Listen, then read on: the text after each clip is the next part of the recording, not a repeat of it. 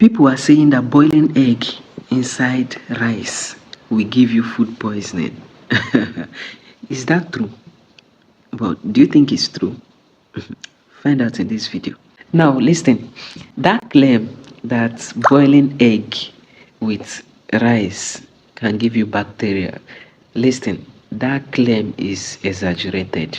Yes, it is true that sometimes the egg shells can carry bacteria like salmonella. But if the egg is clean, not cracked, and everything is cooked properly in a boiling water, the temperature alone is enough to kill all of the bacteria.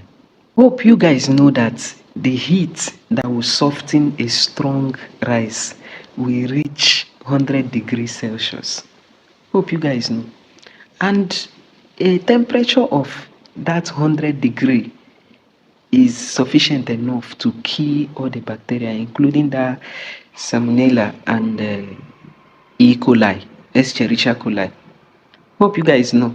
So Wise Nation, simply boiling eggs inside rice does not automatically make the rice unsafe to eat. Do you understand now? You see this Escherichia coli and what is it called, salmonella, those bacteria are not heat stable. They cannot survive in a temperature like that. The ones that can survive in a temperature like that are called aflatoxins. Yes, aflatoxins. They are called aflatoxins. That is why we advise you not to eat all these rotten tomatoes, because they are found there.